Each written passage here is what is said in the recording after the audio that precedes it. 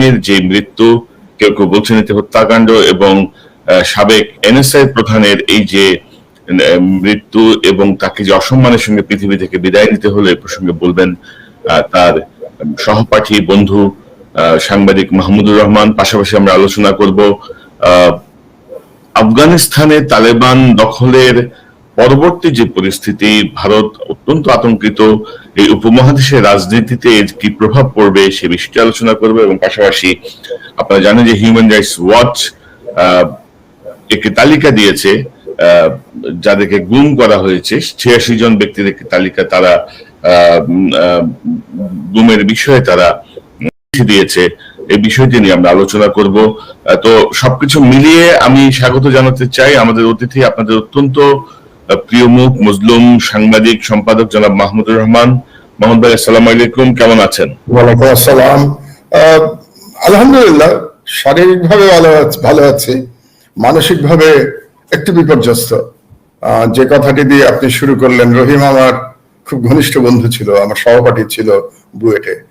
তো সেই শোক থেকে এখনো ঠিক কাটিয়ে উঠতে পারিনি আর কি, গত দুদিনেও।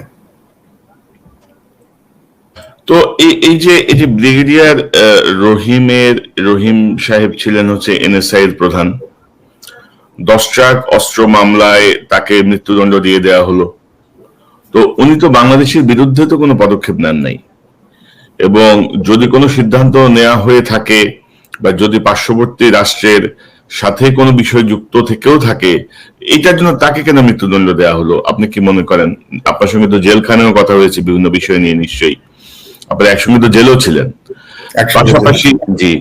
পাশাপাশি এই যে তাকে একজন মুক্তিযোদ্ধা হিসেবে তাকে সম্মাননা দেওয়া হয়নি, একজন সামরিক কর্মকর্তা হিসেবে তাকে সম্মাননা দেওয়া হয়নি, বরঞ্চ তার জানাজায় অংশগ্রহণ করতেও মানুষকে নিরুৎসাহিত করা হয়েছে। আপনি কিভাবে দেখেন, কি মনে করেন?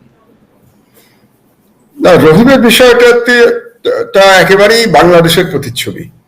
কারণ হচ্ছে, আপনি যে 10 ট্রাক অস্ত্রের কথা বললেন, মানুষের ধারণা যে কেবল 10 ট্রাক অস্ত্রের কারণেই তাকে মৃত্যুদণ্ড দেওয়া হয়েছিল। এই ধারণাটা ভুল। সমস্যা হলো যে আমরা বাংলাদেশের জনসাধারণ একেবারেই দেশ সম্পর্কে উদাসীন, দেশের স্বাধীনতা নিয়ে আমরা উদাসীন, দেশ সম্পর্কে কোনো খবর আমরা রাখি না। আসলে শেখ হাসিনার সঙ্গে এবং দিল্লির সঙ্গে জেনারেল রহিমের বিরোধ শুরু হয়েছিল 1996 সাল থেকে। আপনার মনে আছে যে 1996 সালে ভারতের ইঙ্গিতে এবং শেখ হাসিনার নির্দেশে তৎকালীন ভারতপন্থী সেনাপ্রধান জেনারেল নাসিম, তিনি একটি ব্যর্থ কুয়ের চেষ্টা করেছিলেন, এবং সেই ব্যর্থ কুটাকে যারা প্রতিহত করেছিলেন, যে সমস্ত সিনিয়র আর্মি অফিসার, তাদের মধ্যে জেনারেল রহিম অন্যতম ছিলেন। তো জেনারেল রহিমের সাথে তখন সুবিদ আলী ভুইয়া ছিলেন, 9 ডিভিশনের ইমামুজ্জামান সাহেব ছিলেন, তারপর তখন সম্ভবত ডিজিএফআই এর প্রধান ছিলেন জেনারেল মতিন। তারাও তখন ভারতীয় সমর্থিত কুয়ের বিরুদ্ধে অবস্থান নিয়েছিলেন এবং সেই কুকে পরাজিত করতে সক্ষম হয়েছিলেন। পরবর্তীতে অবশ্য জেনারেল মতিনের ভূমিকা একটু বিতর্কিত হয়ে যায়, তিনি একাগারে সরকারের মন্ত্রী হয়েছিলেন। তো এই যে যাদের আমি নাম বললাম, সুবিদ আলী ভুইয়ার অবস্থানও বিতর্কিত হয়ে যায়, তিনি আওয়ামী লীগের যোগ দিয়ে আওয়ামী লীগের এমপি হয়েছিলেন। তো এদের মধ্যে জেনারেল রহিম, ব্রিগেডিয়ার জেনারেল রহিম, তিনি আমার হিসেবে তিনি একজন সচ্চা দেশপ্রেমিক ছিলেন, জাতীয়তাবাদী ছিলেন এবং ধার্মিক ছিলেন। ইসলামের প্রতি তার যথেষ্ট টান ছিল, ঈমান তার যথেষ্ট শক্তিশালী ছিল। তো 96 সাল থেকেই দিল্লি তার প্রতি বিরাগ, এবং শেখ হাসিনা তার প্রতি অত্যন্ত অসন্তুষ্ট।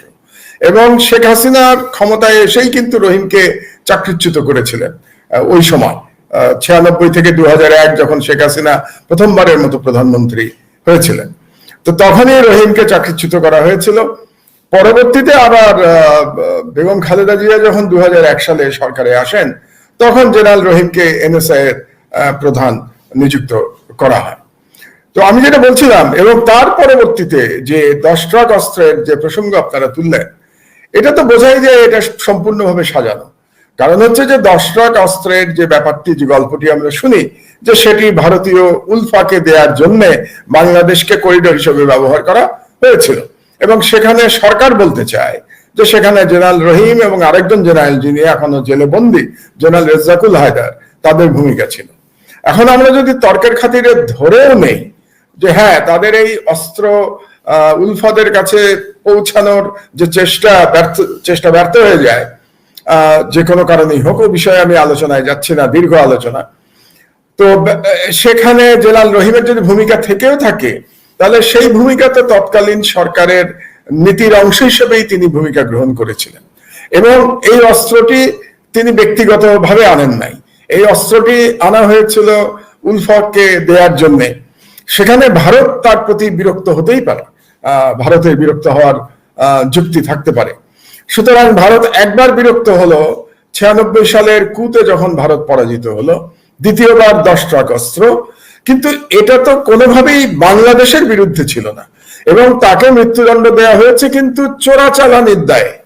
এটাও খুব ইন্টারেস্টিং যে জজ এই রায় দিয়েছিলেন চট্টগ্রামে, তিনি চোরাচালানির দায়ে তাকে মৃত্যুদণ্ড দিয়েছেন। বাংলাদেশে চোরাচালানির দায়ে কিন্তু আর কোনো মৃত্যুদণ্ডের কোনো ইতিহাস নাই। এবং চোরাচালানি তো প্রশ্নই আসে না। কারণ চোরাচালানি কোনটা হয়, যে আপনি আপনার নিজস্ব ব্যক্তিগত সুবিধার জন্য আপনি যখন স্মাগলিং করেন, আপনি যখন সোনা দানা বিভিন্ন জিনিসপত্র, এমনকি আজকাল ড্রাগও নিয়ে আসা হয়, তখন আপনি এটাকে চোরাচালান বলতে পারেন। তো এখানে রহিমের ব্যক্তিগত কোনো স্বার্থ ছিল না, এটা রাষ্ট্রীয় সিদ্ধান্ত ছিল, রাষ্ট্রের স্বার্থ ছিল। সেখানে রহিমকে ব্যক্তিগতভাবে অপরাধী সাব্যস্ত করার কোনো সুযোগ নাই। আমি এখানে আপনাদেরকে আরেকটা এক্সাম্পল দেই, আমেরিকার এক্সাম্পল দেই। আমেরিকাতে 80-র দশকে ইরান কন্ট্রা অ্যাফেয়ার নামে একটি বিতর্কিত ঘটনা ঘটেছিল। যখন আমেরিকা নিকারাগুয়াতে সান্দিনিস্তাদের বিরুদ্ধে আর একটা আমেরিকাপন্থী দলকে অস্ত্র দিয়ে সহায়তা করছিল, অস্ত্র এবং টাকা পয়সা দিয়ে। এবং সেই সময় এই যে অস্ত্র টাকা পয়সা দেয়া, সেখানে ইরানের সহযোগিতা তারা নিয়েছিল লেনদেনের ব্যাপারে, আর্থিক লেনদেনের ব্যাপারে। এবং সেখানে কর্নেল অলিভার নর্থ নামে এক ব্যক্তি, তিনি এই দায়িত্ব পালন করেছিলেন, এবং আরো লোকজন ছিল, যেটা প্রেসিডেন্ট রিগানও জানতেন এবং অন্যান্য যারা তারাও জানতেন। সেই অলিভার নর্থের কিন্তু সাজা হয়নি, কারণ সে রাষ্ট্রের দায়িত্ব পালন করছিল। এবং সেই অলিভার নর্থ এখন কিন্তু আমেরিকাতে আপনি খোঁজ নিলে জানবেন যে উনি টেলিভিশন হোস্ট, এবং উনি ইলেকশনেও দাঁড়িয়েছিলেন। উনি সম্ভবত সিনেট নির্বাচনে দাঁড়িয়েছিলেন রিপাবলিকান পার্টির থেকে, যদিও সেই নির্বাচনে তিনি 90-র দশকে হেরে যান। তো তাহলে আমরা এই দুটোকে এই জন্য বললাম যে যে কাজ করে আমেরিকাতে একজন ব্যক্তি, সামরিক কর্মকর্তা, একটি দলে যোগদান করে এমপি নির্বাচন করেন এবং তার কোনো সাজা হয়নি, তিনি জিতেও যেতে পারতেন, তিনি সিনেটর হয়ে যেতে পারতেন, আর সেখানে রহিমকে তার দায়িত্ব পালন করবার জন্য এক বানোয়াট মামলায় তাকে মৃত্যুদণ্ড দেওয়া হয়েছে। আসল উদ্দেশ্য ছিল শেখ হাসিনা এবং দিল্লির রহিমকে সরিয়ে দেয়া।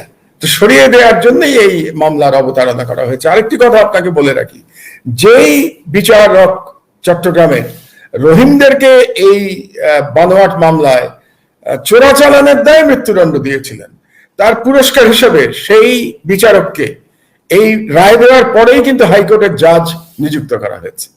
তো এই হচ্ছে বাংলাদেশের অবস্থা। এবং রহিমের মতো দেশপ্রেমিকদের জীবন দিতে হবে বাংলাদেশের বর্তমান পরিস্থিতিতে, এটাই স্বাভাবিক। এবং এই কারণেই আমি রহিমকে মনে করি যে সে শহীদ হয়েছে, কারণ সে বাংলাদেশের সার্বভৌমত্ব রক্ষা করতে গিয়ে, দিল্লির আধিপত্যবাদ বিরোধী লড়াই করতে গিয়ে সে জীবন দিয়েছে। কাজে রহিমের বন্ধু হিসেবে আমি গর্ববোধ করি যে রহিমের মতো একজন দেশপ্রেমিক মানুষ আমার বন্ধু ছিল। যে আমরা ব্রিগেডিয়ার রহিমের আত্মার মাগফিরাত কামনা করি, আল্লাহ তাকে শান্তিতে রাখুন, এই প্রার্থনা। তবে আপনার এই যে ধরুন বর্তমান যে পরিস্থিতি আমরা দেখছি, যে আফগানিস্তানে তালেবানদের যে বিজয়, আফগানিস্তান তো আবার তালেবানদের নিয়ন্ত্রণে চলে আসলো, ভারত কিন্তু একটা দিশেহারা অবস্থায় আছে। তো পাকিস্তান, ভারত, কাশ্মীর সবকিছু মিলিয়ে আপনি কি মনে করেন যে পরিস্থিতিটা কি উন্নতি হতে পারে? তো ভারতের যে আধিপত্য বাংলাদেশের প্রতি আপনি কি মনে করেন এখন যে এটা কোন দিকে যাচ্ছে, আফগানিস্তান বা সবকিছু মিলিয়ে, এইটা একটা অ্যানালাইসিস যদি আপনি করেন। আচ্ছা, গত 20 বছরের দিকে আমরা যদি তাকাই, তাহলে ভারতের সব থেকে বড় স্ট্র্যাটেজিক ভিক্টরি ছিল দুটো দেশে। একটা হলো বাংলাদেশ, যেখানে শেখ হাসিনার মাধ্যমে ভারত সম্পূর্ণভাবে দেশটাকে কব্জা করে ফেলেছে। শেখ হাসিনা ভারতের একজন শিখণ্ডী হিসেবে ব্যবহৃত হচ্ছেন স্বইচ্ছায়, এবং পুরো শেখ পরিবার, তিনি একা নন, তার মাফিয়া দল, তার সাঙ্গপাঙ্গ নিয়ে তিনি ব্যবহৃত হচ্ছেন দিল্লির এজেন্ট হিসেবে। তো সেখানে বাংলাদেশের স্বাধীনতা সার্বভৌমত্ব চলে গেছে। এটা একটা ভারতের জন্য বিশাল বিজয় হয়েছে, যেটা 2009-8 নির্বাচনের মাধ্যমে তারা করতে পেরেছিল। এবং সেই নির্বাচনে বাংলাদেশের সেনাবাহিনী দুর্ভাগ্যজনকভাবে বাংলাদেশের স্বাধীনতা বিকিয়ে দিয়েছিল ভারতের কাছে। 2007 সালের যে কু হয়েছিল, সেই কুও হয়েছিল ভারত সমর্থিত কু এবং মার্কিন যুক্তরাষ্ট্র সমর্থিত। সেই সম্পর্কে আমি একটু পরে আসবো। আর তারপরে যে নির্বাচন হলো 2008 সালের ডিসেম্বরে, আপনি তখন বাংলাদেশে, আপনি সিনিয়র সাংবাদিক, আমিও তখন বাংলাদেশে, আমিও আমার দেশ চালাই তখন, আমার দেশের সম্পাদক আমি। তো কাজে আমরা জানি যে কিভাবে সেনাবাহিনী এবং ভারত মিলে এই নির্বাচনটাকে ম্যানেজ করেছে। আমি এটাকে ম্যানেজড নির্বাচন বলি। ম্যানেজ করে শেখ হাসিনাকে ক্ষমতায় নিয়ে এসেছে। তো এটা হাসিনার জন্য আর দিল্লির জন্য একটা বিশাল বিজয় ছিল। আর দ্বিতীয় বিজয় ছিল আফগানিস্তানে। কিন্তু আফগানিস্তানের বিজয়ে ভারতের ভূমিকা যতটা না ছিল, তার চেয়ে অনেক বেশি ভূমিকা ছিল ন্যাটো বাহিনীর, মার্কিন যুক্তরাষ্ট্রের নেতৃত্বে ন্যাটো বাহিনীর। কারণ তারাই যুদ্ধ করে 2001 সালে আফগানিস্তান দখল করে নিয়েছিল। কিন্তু ভারত ওই সুযোগ নিয়ে, যেহেতু মার্কিন যুক্তরাষ্ট্র ভারতকে সাউথ এশিয়ায় স্ট্র্যাটেজিক অ্যালাই হিসেবে গ্রহণ করেছে, ভারতের মানে মার্কিন যুক্তরাষ্ট্রের স্বার্থ রক্ষার জন্য, সেই কারণে আফগানিস্তানে ভারত একটা প্রভাব বিস্তার করতে সক্ষম হয়েছিল। এবং আফগানিস্তানের যে সরকারের পতন হলো, যার প্রেসিডেন্ট রাতের আধারে বা দিনের বেলা পালিয়ে গেলেন, আব্দুল গনি, সেই পুরো দলটা আজকের থেকে নাই, সেই হামিদ কারজাই যখন প্রথম প্রেসিডেন্ট বানানো হলো, তাকে মার্কিন যুক্তরাষ্ট্রের একটা তেল কোম্পানিতে চাকরি করতেন হামিদ কারজাই, তাকে মার্কিন বাহিনী ধরে এনে মানে দখলদার বাহিনী প্রেসিডেন্ট বানিয়ে দিল। তো হামিদ কারজাইও ভারতের খুব ঘনিষ্ঠ এবং আব্দুল গনিও ভারতের খুব ঘনিষ্ঠ। এবং আরেকজন ব্যক্তি আছেন আফগানিস্তানে, তার নাম আব্দুল্লাহ। সেই আব্দুল্লাহর পরিবার এখনো কিন্তু ভারতে থাকে এবং তিনিও প্রেসিডেন্ট নির্বাচনে প্রতিদ্বন্দ্বিতা করেছিলেন, সম্ভবত আব্দুল গনির কাছে তিনি হেরে যান। এরা সব ভারতের দালাল, এক একজন, তিনজনই যাদের নাম বললাম। তো তার মধ্যে তো আব্দুল গনি এখনো আফগানিস্তানেই আছেন এবং ইয়েও আফগানিস্তানে আছেন, কারজাই পালিয়ে গেছে, আব্দুল গনি, আব্দুল্লাহ আছেন, সরি আব্দুল্লাহ এখনো আছেন। তো ভারতে, এবং ভারতের মতো দরিদ্র একটি দেশ, ভারত যদিও মনে করে যে ভারত খুব অর্থশালী দেশ, আসলে ভারত একটি দরিদ্র দেশ। কারণ পার ক্যাপিটা ইনকাম যদি আমরা দেখি, তাহলে বাংলাদেশ যে পার ক্যাপিটা ইনকাম দেখায়, যেটা নিয়ে অনেক সন্দেহ আছে, তারপরেও সেই পার ক্যাপিটা ইনকামে কিন্তু ভারত বাংলাদেশের থেকে অনেক পিছনে। ভারতের $2000 না পার ক্যাপিটা ইনকাম। তো $2000 নিচে যাদের, যে সমস্ত দেশের পার ক্যাপিটা ইনকাম, সেই সমস্ত দেশ কিন্তু দরিদ্র রাষ্ট্র। এবং সারা পৃথিবীতে যত গরিব মানুষ আছে, যারা একেবারে দারিদ্র সীমার নিচে অবস্থান করে, তার সব থেকে বেশি অংশ বাস করে ভারতে। ভারতই সব মানে দরিদ্রতম দেশ। তো এরকম একটি দরিদ্র দেশ $2 বিলিয়ন বেশি বিনিয়োগ করেছিল আফগানিস্তানে গত 20 বছরে। এবং এই $2 বিলিয়ন তাদের ইনফ্রাস্ট্রাকচারে বিনিয়োগ করেছে। এই $2 বিলিয়ন দিয়ে তাদের এজেন্টদের কিনে নিয়েছে, যেমন বাংলাদেশে হাসিনাকে কিনে নিয়েছে, হাসিনার সাঙ্গপাঙ্গদের কিনে নিয়েছে, সেনাবাহিনীর জেনারেলদের কিনে নিয়েছে, পুলিশের কর্মকর্তাদের কিনে নিয়েছে। একইভাবে আফগানিস্তানের যে বাহিনী ছিল, সেই বাহিনীকেও তারা কিনে নিয়েছিল, হামিদ কারজাই, তারপরে আব্দুল গনি, আব্দুল্লাহ, এদেরকে। এবং আপনি দেখুন যে মনোবল না থাকলে কি হয়। সেই আফগান সেনাবাহিনী আজকে কোথায়? সেই আফগান সেনাবাহিনী বলতে গেলে বিনা যুদ্ধে পালিয়ে গেছে। অথচ এই আফগান সেনাবাহিনীর পিছনে আমেরিকা প্রায় $1 ট্রিলিয়ন কাছাকাছি খরচ করেছে, মার্কিন যুক্তরাষ্ট্র। ভারতের মতো দেশ $2 বিলিয়ন খরচ করেছে। এন্টায়ার পশ্চিমা বিশ্ব বিলিয়ন খরচ করেছে। সেই সেনাবাহিনী পালিয়ে গেছে তালেবানদের কাছ থেকে, যাদের কিছুই নাই। কারণ কি? তালেবানদের ইমানি শক্তি আছে, আর এই সেনাবাহিনী জানে যে তারা বিদেশি শক্তির দালাল হিসেবে কাজ করেছে। যারা দালাল হিসেবে কাজ করে, তাদের মানসিক শক্তি থাকে না। এটা আবার প্রমাণিত হলো। তাহলে এই স্পিডে পরাজয়, এটা তো আমেরিকার গোয়েন্দারাও কল্পনা করে নাই। তারা বলেছিল 60 থেকে 90 দিনের মধ্যে পতন হতে পারে কাবুলের। সেই কাবুলের পতন হয়েছে 2 দিনের মধ্যে। তো এখানেই প্রমাণিত হচ্ছে যে আপনি যখনই নিজের বিবেক বিক্রি করে দেবেন সম্পদের মোহে, তখন আর আপনার কোনো নৈতিক শক্তি, লড়াই করবার শক্তি থাকে না। তো ভারতের জন্য এটা একটা বিরাট পরাজয় হয়েছে, কারণ মুসলমান সংখ্যাগরিষ্ঠ দুটো দেশ, আফগানিস্তান এবং বাংলাদেশ, এই দুটো কিন্তু কবজা করেছিল ভারত গত 20 বছরের মধ্যে। তার মধ্যে আফগানিস্তান কিন্তু তার কবজা থেকে এখন ছুটে গেল। 1 2 নম্বর যেটা সমস্যা হবে, যে ভারতের ভিতরে যে বিচ্ছিন্নতাবাদী আন্দোলন বা বিচ্ছিন্নতাবাদী আন্দোলন করছে, ধরুন আমরা নর্থ ওয়েস্টের কথা বলি, সেখানে আছে আন্দোলন বহুদিন ধরে। তারপরে কাশ্মীরিরা তাদের আত্মনিয়ন্ত্রণ অধিকারের জন্য লড়াই করছে আজকে 70 বছর ধরে। তারপরে ভারতে যে মাওবাদীরা যুদ্ধ করছে রেড করিডোরে দীর্ঘদিন ধরে, সেটাও আজকে প্রায় 50 বছর ধরে। তো এই লড়াইগুলিতে তারা কিন্তু অনুপ্রেরণা লাভ করবে। এটা ভারতের জন্য একটা বিরাট মানে ইম্প্যাক্ট হবে ভারতের ডোমেস্টিক পলিটিক্সে। এবং যেহেতু অনুপ্রাণিত হবে, তাই দেখবেন যে এদের লড়াইটা আরো জোরদার হবে। এদের আত্মনিয়ন্ত্রণ অধিকারের লড়াই, কাশ্মীরিদের লড়াই, তাদের লড়াইতে তারা আরো শক্তি পাবে, তারা মানসিক শক্তি পাবে। তো এবং আরেকটি বিষয় ছিল যে ভারত চেয়েছিল আফগানিস্তান দিয়ে পাকিস্তানকে ভিতরে তারা বিভিন্ন রকম অন্তর্ঘাতমূলক কর্মকাণ্ড চালাবে, এবং সেখানে ইসরায়েলও গিয়ে জুটেছিল ভারতের সাথে। এখানে এবং মোসাদ একসাথে কাজ করত। তো সেই সমস্ত প্ল্যান কিন্তু এখন ভেস্তে গেছে। এবং যে কারণে আপনি খেয়াল করেছেন কিনা জানি না, গত 2 দিন ধরে ভারতীয় মিডিয়াতে একেবারে তালেবানদের জঙ্গি বলা হচ্ছে, তালেবানদের উগ্রবাদী বলা হচ্ছে, তালেবানদের বলা হচ্ছে আবার জঙ্গলের রাজত্বে আফগানিস্তান ফিরে যাবে।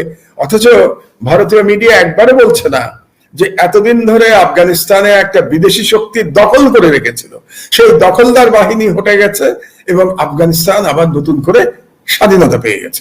এমনকি বাংলাদেশের মিডিয়াতেও যদি আপনি দেখেন, তাহলে তালেবানদের সম্পর্কে কি বলা হতো? জঙ্গি তালেবানরা, তালেবানিরা, বাংলাদেশে তালেবানিরা ষড়যন্ত্র করছে, এই ধরনের ল্যাঙ্গুয়েজ মিডিয়াতে প্রতি মুহূর্তে শোনা যেত। অলরেডি পুলিশের কর্মকর্তা বলেছেন যে অনেকে যোগ দিয়েছে তালেবানের সাথে বাংলাদেশে। তো পুলিশের কর্মকর্তা তিনি তালেবান নিয়ে কথা বলেন, একজন পুলিশের কর্মকর্তা। তো এখন যদি যোগ দিয়ে থাকে, কি করে গেল? এই যোগ গেল কবে? আর যদি খবরেই থাকে ওনার কাছে, তো উনি আটকালেন না কেন? উনি শুধু খবর নিয়ে বসে আছেন যে তালেবানদের সাথে যোগ দিতে গেছে।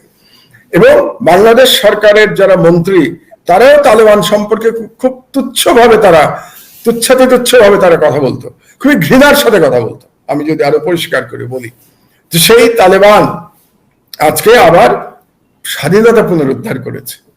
তো এর ফলে ভারত যে ধাক্কাটা খাচ্ছে, সেটা যে শুধু আন্তর্জাতিক রাজনীতিতে তার পরাজয় হয়েছে তাই নয়, তার সঙ্গে তার ডোমেস্টিক পলিটিক্স ডিফিকাল্ট হয়ে গেছে।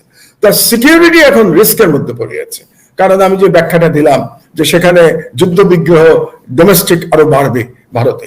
আর এখন বাংলাদেশের মানুষের কথা আমি বলতে পারি না। বাংলাদেশের 17 কোটি মানুষের মধ্যে 90% মুসলমান। আফগানিস্তানে যদিও প্রায় 97-98% মুসলমান, আরো বেশি মুসলমান আফগানিস্তানে। তো আমাদেরও তো প্রায় 90% মুসলমান বা 89% মুসলমান। তো এখন সেই মুসলমান জনগোষ্ঠী, আমি জানি না আফগানিস্তানের কাছ থেকে তারা অনুপ্রেরণা পাবে কিনা।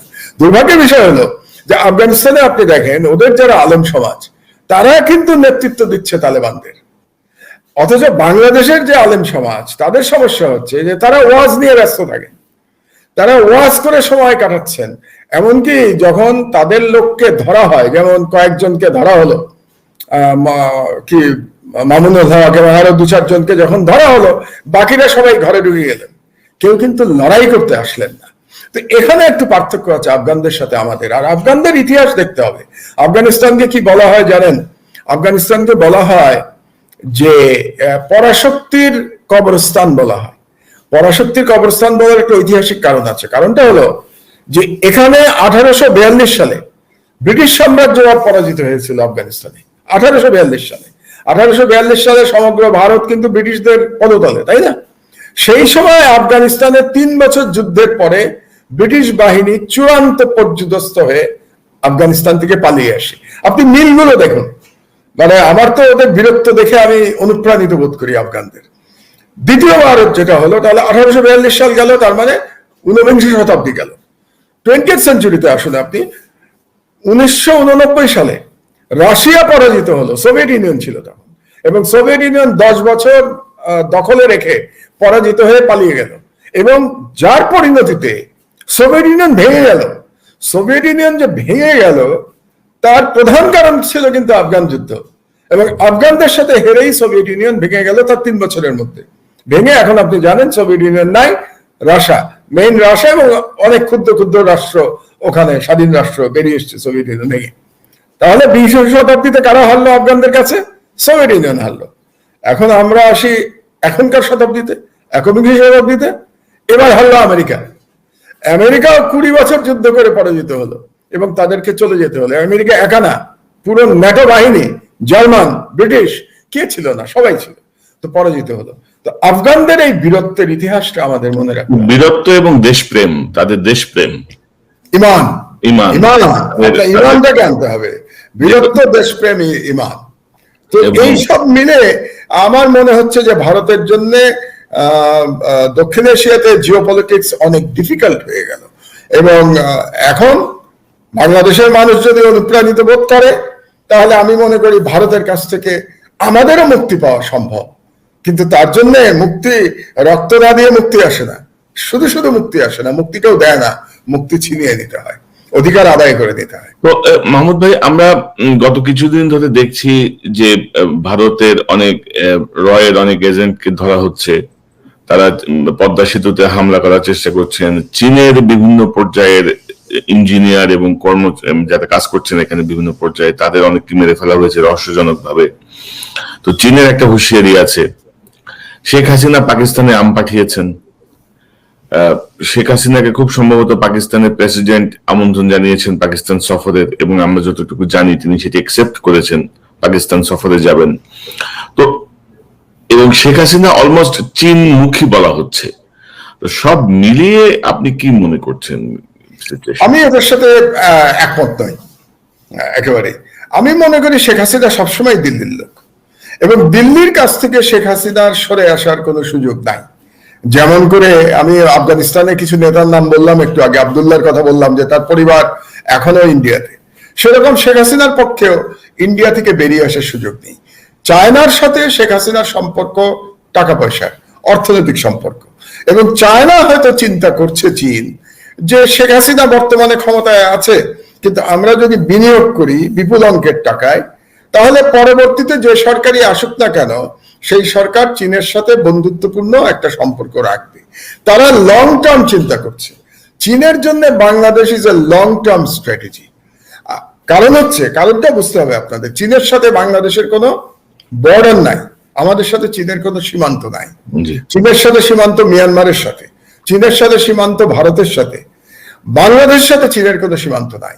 সেই কারণে বাংলাদেশে চীন একটা লং টার্ম স্ট্র্যাটেজি নেবে। কাজে এখনই চীনের দিকে ঝুঁকে পড়বে, আম পাঠিয়েছে, তো আম তো সব দেশেই পাঠিয়েছে। সার্কের এমন কোনো দেশ নাই আফগানিস্তান ছাড়া যেখানে হাসিনা আম পাঠায় নাই। পাকিস্তানের সর্বশেষ সে আম পাঠিয়েছে। আমাদের এগুলো মনে রাখতে হবে। কাজে আম ডিপ্লোমেসি নিয়ে আমাদের খুব বেশি উত্তেজিত হওয়ার কোনো কারণ নাই। আর পাকিস্তান ডিপ্লোম্যাটিক্যালি তাকে আমন্ত্রণ জানাতেই পারে, তাহলে সেটা আমরা দেখব ভবিষ্যতের ক্ষেত্রে। কিন্তু যাই হোক না কেন, হাসিনা দিল্লির থেকে বেরিয়ে আসবে এরকম কোন চিন্তা আমার মনে হয় এটা একেবারেই অমূলক চিন্তা, এটা ভুল চিন্তা। আমাদের যে লড়াই, বাংলাদেশের যে জনসাধারণের স্বাধীনতা পুনরুদ্ধারের যে লড়াই, সেই লড়াইয়ের সাথে হাসিনার পতন অঙ্গাঙ্গী ভাবে জড়িত, এটা আমাদের মনে রাখতে হবে। হাসিনাকে না হটিয়ে আমরা আমাদের স্বাধীনতা পুনরুদ্ধার করতে পারবো না। হ্যাঁ, এরকম যদি সিচুয়েশন হয় যেমন আফগানিস্তানে হলো, যে তালেবান বাহিনী যখন আমেরিকা সরে গেল আফগানিস্তান থেকে, সাথে সাথে আব্দুল গনি পালিয়ে গেল, এবং যে সেনাবাহিনীকে বিলিয়ন বিলিয়ন টাকা খরচ করা হয়েছে সেই সেনাবাহিনী দুদিনের মধ্যে তারা আত্মসমর্পণ করে পালিয়ে গেল। তো বাংলাদেশেও যদি সেই ধরনের একটি অভ্যুত্থান হয় কখনো, তাহলে আজকে বাংলাদেশের যে দালাল সেনাবাহিনী আছে তারাও কিন্তু এভাবেই পালিয়ে যাবে। আজকে যে সমস্ত পুলিশ কর্মকর্তার কথা আপনি বলছেন, যাদের অনেককে আমরা চিনি, বেনজির বলেন আর হারুন বলেন আর আরো যে লোকজন যারা আছে, যে ভদ্রলোক এই কথাটি বলেছেন যে আফগানিস্তানে গেছে, সে বোধহয় ডিএমপি কমিশনার, পুলিশের অফিসারকে আর কে চেনে? এরা তো, আর আমাদেরও তো অনেক বয়স হয়ে গেছে, আমরা যখন সরকারে ছিলাম এরা অনেক জুনিয়র অফিসার ছিল, এদিকে চেনার কোনো সুযোগই নাই আমাদের। যাই হোক, তো এই সমস্ত লোকজনও কিন্তু এইভাবেই পালিয়ে যাবে যেভাবে পালিয়ে গেছে আজকে আফগান সেনাবাহিনী। বাংলাদেশ সেনাবাহিনীর দালালদেরও কিন্তু একই অবস্থা হবে। এখন তার মধ্যে দিয়ে হয়তোবা আমি আশা করতে চাই যে বাংলাদেশ সেনাবাহিনীতে যদি এখনো কিছু দেশপ্রেমিক লোকজন থেকে থাকে, আছে কিনা আমার যথেষ্ট সন্দেহ, আমার ব্যক্তিগতভাবে যথেষ্ট সন্দেহ আছে। যদি থাকেন তারা হয়তো সেই বিপ্লবে যোগদান করবেন এবং যোগদান করে হাসিনাকে ক্ষমতাচ্যুত করা হবে, এবং সেরকম অবস্থায় হাসিনাও পালিয়ে যাবে। যেভাবে আপনি জানেন আব্দুল গনি কোথায় পালিয়ে গেছে, প্রথমে সে তাজিকিস্তানে পালিয়ে গেছে এবং যাওয়ার সময় সে 4 গাড়ি ভর্তি টাকা এবং 1 হেলিকপ্টার বোঝাই করে টাকা নিয়ে গেছে আফগানিস্তান থেকে। তাজিকিস্তানে তাকে থাকতে দেওয়া হয়নি, তাকে অ্যালাউ করেনি। তারপরে বর্তমানে সে কিন্তু ওমানে আছে এবং শেষ পর্যন্ত সে আমেরিকাতে যাবে। এই জন্য আব্দুল গনির সাথে আমি শেখ হাসিনার খুব মিল খুঁজে পাই। কোথায় পাই দেখুন, যে শেখ হাসিনার পরিবার তারা কোথায়, তার ছেলে কোথায় থাকে?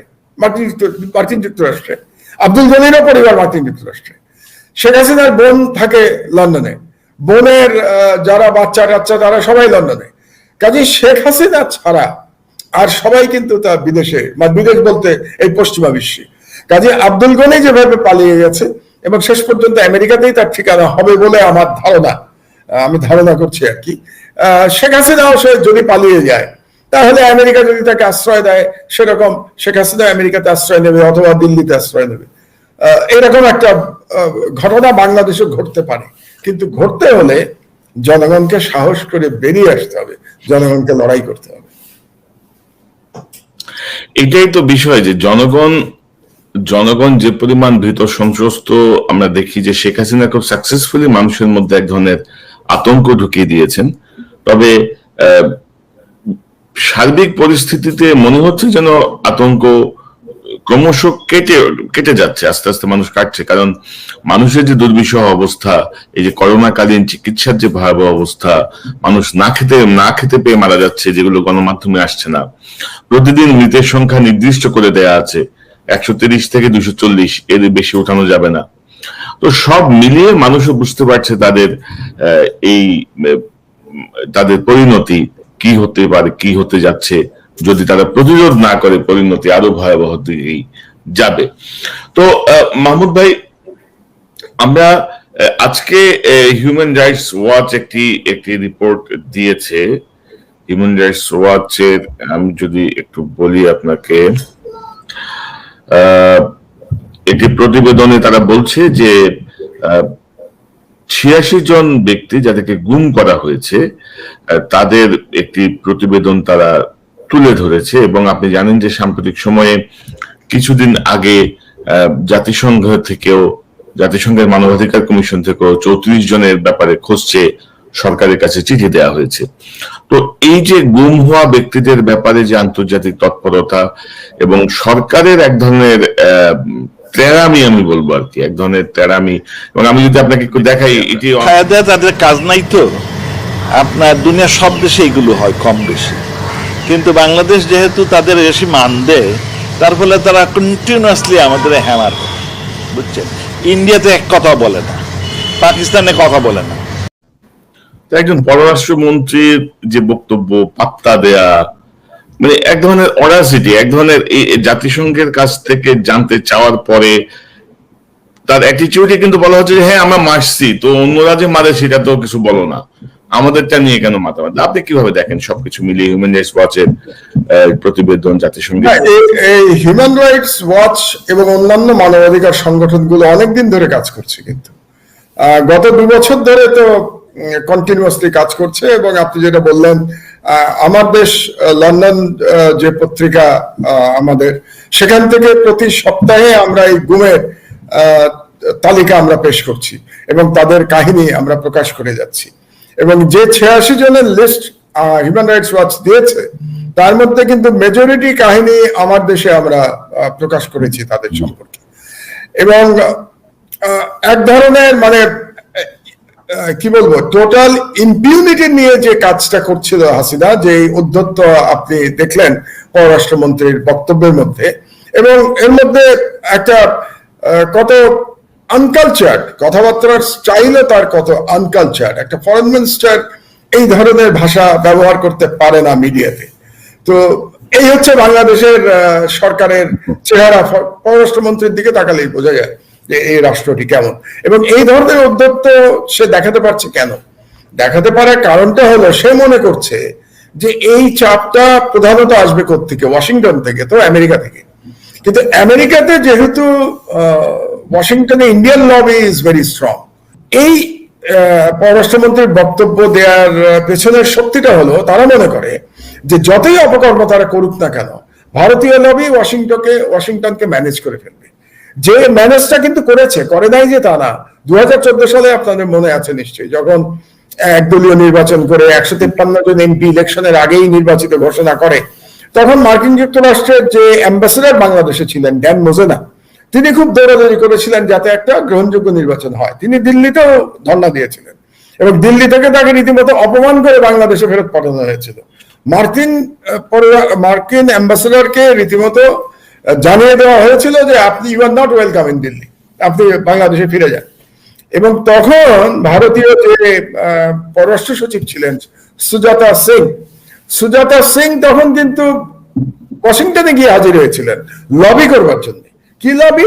যে হাসিনার এই যে 2 নম্বরই সরকার, ইল্লিগাল সরকার, টোটাল ইল্লিগাল সরকার, একদলীয় নির্বাচনের সরকার, সেই সরকারকে যেন কোন রকম ভাবে ডিস্টার্ব না করা হয় মার্কিন যুক্তরাষ্ট্র থেকে, ওয়াশিংটন থেকে কোনো চাপ দেওয়া না হয়। এবং তারা সাকসেসফুল হয়েছিল, সেই সরকার তার টার্ম শেষ করেছে। তারপরে 2018 সালে আবার আপনারা দেখলেন যে মধ্যরাতের নির্বাচন হয়ে গেল, সেটাও কিন্তু তারা ম্যানেজ করলো। এই ম্যানেজগুলো করছে কাকে দিয়ে? দিল্লিকে দিয়ে ম্যানেজ করছে, কারণ দিল্লিকে মার্কিন যুক্তরাষ্ট্রের দরকার, দিয়ে মার্কিন যুক্তরাষ্ট্র মনে করে যে দিল্লি তার স্ট্র্যাটেজিক অ্যালাই। তো সেই কারণেই তারা এইভাবে কথা বলতে পারে। তবে কথা বললেও মানবাধিকার সংগঠনগুলোকে কিন্তু চুপ করানো যায় না। তারা তো সরকারের মতো না, তাদের কোনো লবি কাজ করে না, তারা তাদের মতো কাজ করে যায়। এবং তাদের কাজের ফলেই আপনার মনে আছে যে ট্রাম্পের আমলের একেবারে শেষ দিকে একটা বাইপার্টিজান প্রস্তাব সিনেট থেকে স্টেট ডিপার্টমেন্টে পাঠানো হয়েছিল যে বাংলাদেশের বিরুদ্ধে অ্যাকশন নেওয়ার জন্য, স্যাংশন দেওয়ার কথা বলা হয়েছিল। একই কথা কিন্তু আজকে হিউম্যান রাইটস ওয়াচ বলেছে। হিউম্যান রাইটস ওয়াচের আজকে যেটা এটা আল জাজিরাতে আজকে ভালো করে কভার করেছে তারা এই নিউজটা, এবং হিউম্যান রাইটস ওয়াচের যে রিপোর্ট, সেখানে ওই যে বাইপার্টিজান প্রস্তাব যেটা দেয়া আছে বাংলাদেশের বিরুদ্ধে স্যাংশন নেওয়ার জন্য, সেটা উল্লেখ করা হয়েছে। এবং এখানে হিউম্যান রাইটস ওয়াচ পরিষ্কারভাবে বলেছে বাংলাদেশের বিরুদ্ধে স্যাংশন নিতে হবে। ইউএনকে তারা বলছে, জাতিসংঘকে তারা বলছে যে পিস কিপিং মিশনে বাংলাদেশের পুলিশ এবং সেনাবাহিনীকে নিয়োগ বন্ধ করতে হবে। সুতরাং একটা চাপ কিন্তু তৈরি হচ্ছে। এখন সেই চাপ উড়িয়ে দেওয়ার চেষ্টা করেছেন বাংলাদেশের পররাষ্ট্রমন্ত্রী, তিনি চেষ্টা করেছেন। এখন আফগানিস্তানের যে শিক্ষা, সেখান থেকে যদি বাইডেন প্রশাসন শিক্ষা নেয় যে একটি মুসলমান সংখ্যাগরিষ্ঠ দেশে আরেকটি বিজাতীয় একটা শক্তি সেটা দখল করে রাখবে, এটা দীর্ঘদিন সম্ভব না। হ্যাঁ, আপনি বলতে পারেন 20 বছর তো তারা দখল করেছিল, হ্যাঁ ছিল 20 বছর দখল করে, কিন্তু 20 বছর পরে কিন্তু পালিয়ে যেতে হলো। তো শেখ হাসিনা দখল করে আছেন 13 বছর ধরে, কিন্তু শেখ হাসিনার পরিণতিও ইনশাল্লাহ আব্দুল গনির মতোই হবে। আব্দুল গনি যেমন পালিয়ে গেছেন, এখন পালানোর জায়গা পাচ্ছেন না, এমনকি তিনি বলছেন না পর্যন্ত তিনি কোথায় আছেন। শোনা যাচ্ছে তিনি ওমানে আছেন, কিন্তু তিনি কোথায় আছেন এখনো পরিষ্কার করে তিনি বলছেন না। তো একই অবস্থা শেখ হাসিনারও হতে পারে, হওয়া সম্ভব। আফগানিস্তানের শিক্ষা থেকে তারা হয়তো মনে করতে পারে যে সাউথ এশিয়াতে আরেকটি মুসলিম সংখ্যাগরিষ্ঠ দেশ, জনসংখ্যার বিচারে বিশাল দেশ, 17 কোটি মানুষ, কাজে এই দেশে জনগণকে এভাবে দাবিয়ে রাখলে, এভাবে তাদের অধিকার ছিনিয়ে নিলে, এভাবে গুম খুন করলে একসময় না একসময় এক্সপ্লোড করবে। যে এক্সপ্লোশন আমরা আফগানিস্তানে দেখেছি, সেই এক্সপ্লোশন বাংলাদেশেও হতে পারে। এবং একটি ইনফরমেশন এখানে দেওয়া দরকার আমাদের সবার জন্য, যে কথাটা বলছিলাম যে আমরা সবাই ভুলে যাই এবং বাংলাদেশের জনগণ খুবই মুখরোচক আলোচনা নিয়ে তারা ব্যস্ত থাকে, তারা রাষ্ট্র নিয়ে ব্যস্ত থাকতে চায় না। তারা রাষ্ট্রের স্বাধীনতা নিয়ে সময় দিতে চায় না, তারা অন্যান্য বিষয় নিয়ে তাদের বেশি উৎসাহ, নায়িকা নিয়ে তাদের আগ্রহ বেশি। কিন্তু তাদের যে দেশ চলে যাচ্ছে, তাদের পেটে খাওয়া নাই, করোনায় মারা যাচ্ছে, বিনা চিকিৎসায় মারা যাচ্ছে, সেটা নিয়ে তাদের আগ্রহ কম বলেই আমার মনে হয়। একটা অদ্ভুত জাতি আমরা আর কি।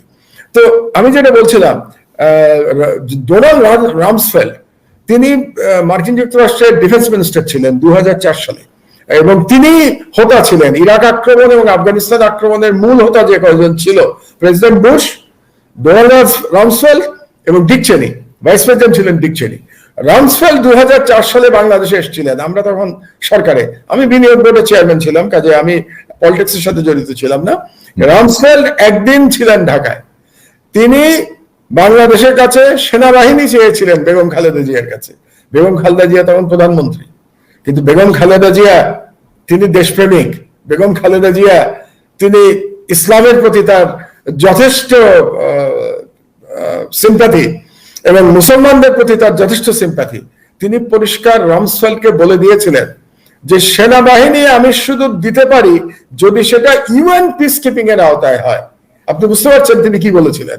কোন দখলদার বাহিনীর আওতায় বাংলাদেশ সেনাবাহিনীকে আমি দেব না, আমি দিতে পারি যদি ইউএন পিস কিপিং মিশন আফগানিস্তানে যায়, দখলদার বাহিনী সরে যায়, সেখানে অন্যান্য দেশে যেমন বাংলাদেশ সেনাবাহিনী পিস কিপিং এ অংশগ্রহণ করছে, আফগানিস্তানে আমার সেনাবাহিনী অংশগ্রহণ করবে। এবং রামসফেল্ড অত্যন্ত রাগান্বিত হয়েছিলেন। পুরো একদিন মার্কিন যুক্তরাষ্ট্রের ডিফেন্স মিনিস্টার বাংলাদেশে বসে আছে, আপনি অবস্থাটা চিন্তা করুন। কিন্তু বেগম খালেদা জিয়া দেশপ্রেমিক ছিলেন। ভাই মনে রাখতে হবে তিনি শহীদ প্রেসিডেন্ট জিয়া রহমানের স্ত্রী, এটাও আমাদের একটু মনে রাখতে হবে। কাজে দেশপ্রেম পরিবারের মধ্যে আছে। তো সেই কারণে, এবং এই রাগের থেকে আপনার 2007 সালে যে কু, তার সঙ্গে এটার কিন্তু একটা সম্পর্ক আছে। তিনি যে সেনাবাহিনী দিলেন না 2004 সালে, আমেরিকাও তার প্রতি বিরক্ত হলো, এবং যখনই ভারত প্ররোচনা দিল যে রেজিম চেঞ্জ করতে হবে, সরকার পরিবর্তন করতে হবে বাংলাদেশে, তারা সেনাবাহিনীর কুয়ের মাধ্যমে তারা ভারতপন্থী একটা সরকার তারা নিয়ে আসলো। সুতরাং খালেদা জিয়ার এই কাজটিকে আমাদের সম্মান জানাতে হবে। তা আমি আজকে বললাম এই জন্যে যে এ সম্পর্কে আলোচনা শুনি না। আর বিএনপি এমন একটা অপদার্থ রাজনৈতিক দল যে তাদের এই ধরনের রাজনৈতিক আলোচনা তাদের মুখ থেকে কখনো শোনা যায় না, তাদের নেতাদের মুখ থেকে। তাদের নেতারা বিভিন্ন ভাবে বিবৃতি দেন, বিবৃতির মধ্যে তাদের দল চলছে আজকে বছরের পর বছর, অথচ খালেদা জিয়া এখনো বন্দী। এবং আওয়ামী লীগ তিলকে তাল করে ফেলে তাদের বিষয়ে, আর বিএনপি তার মানে অর্জন যে গ্লোরিয়াস ডিসিশন বা তালকে তিল বানায় ফেলে বিএনপি। এই জিনিসগুলো আমাদের প্রতিনিয়ত আলোচনা করা উচিত। এবং এই যে গ্লোরিয়াস, আপনি যে শব্দটা বললেন, এই যে glorious decision of the former prime minister Khaleda জিয়ার, এই গ্লোরিয়াস দেশপ্রেমের ইমানি শক্তিতে বলিয়ান যে সিদ্ধান্ত, এই সিদ্ধান্তের জন্য প্রশংসা কোথায় করছি আমরা করছি না।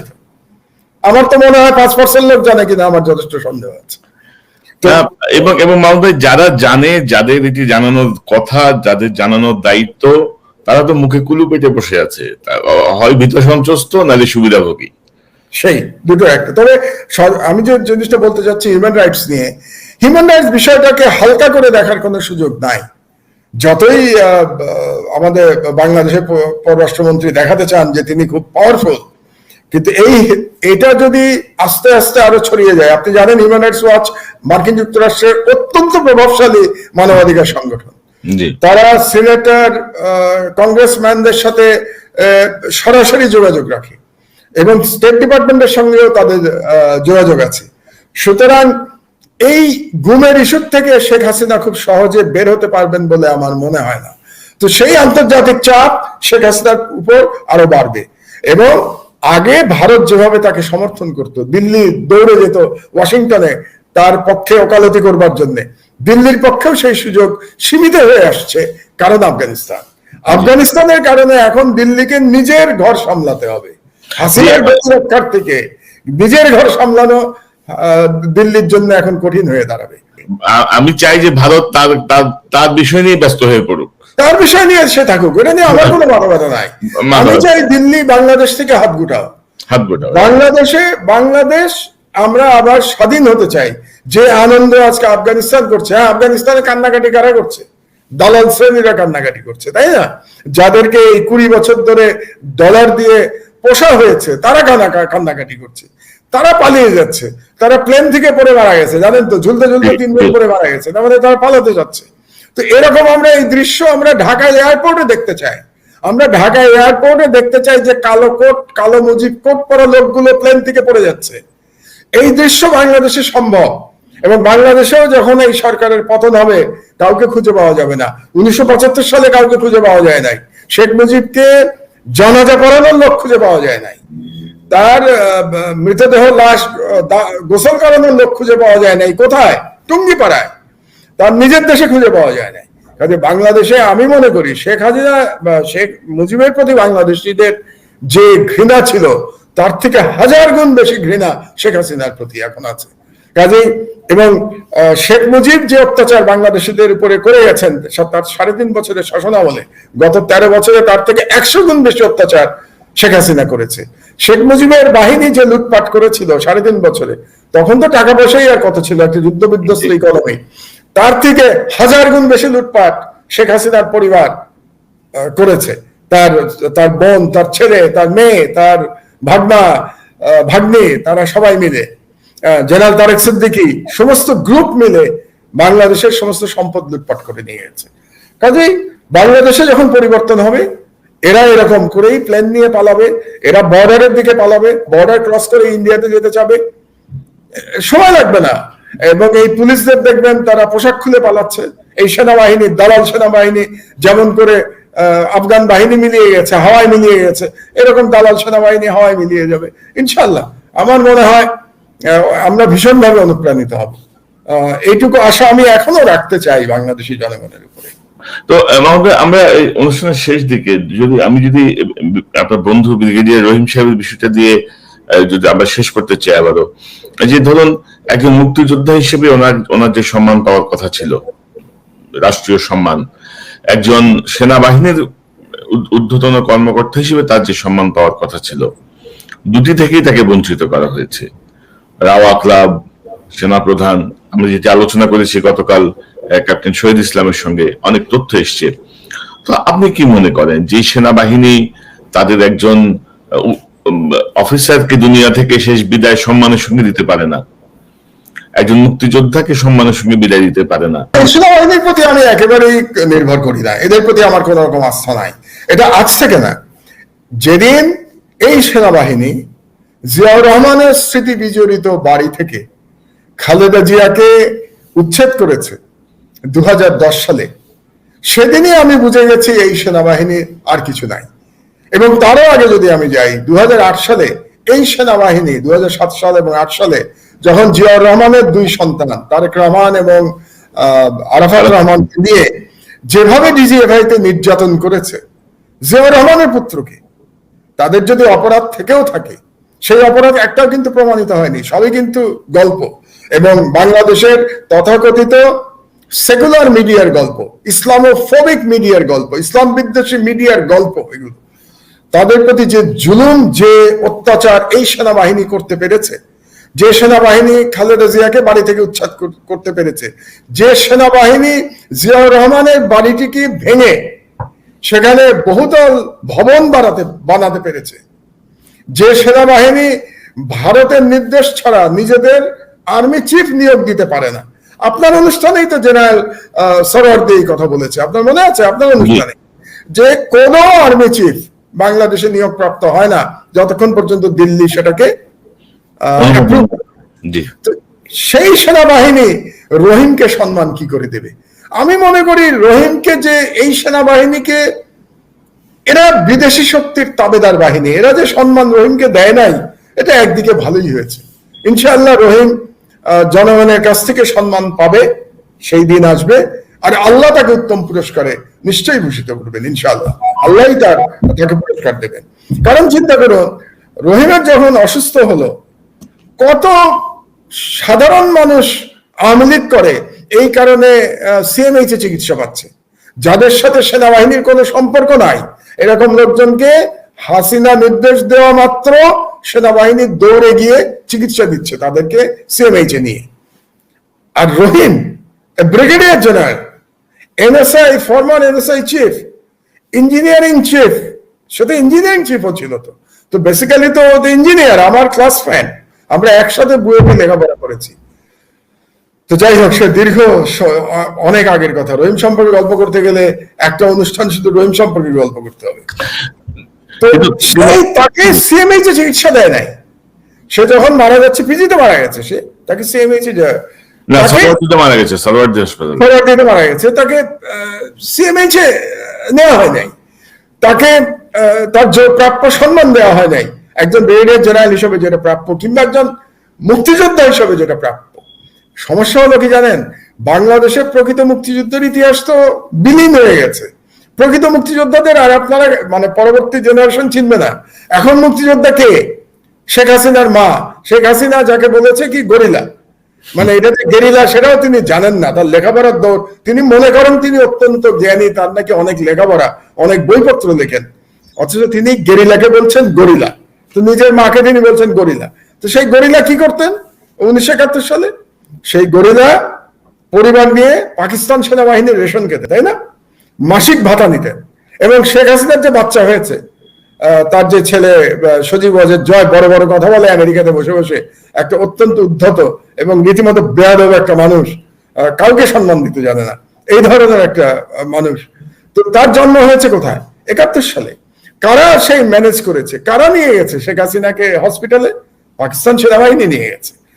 তো পাকিস্তান সেনাবাহিনীর রেশন খেয়ে, তাদের মাসিক ভাতা নিয়ে, তাদের অধীনে, তাদের ম্যানেজমেন্টে বাচ্চা জন্ম দিয়ে তারা গরিলা।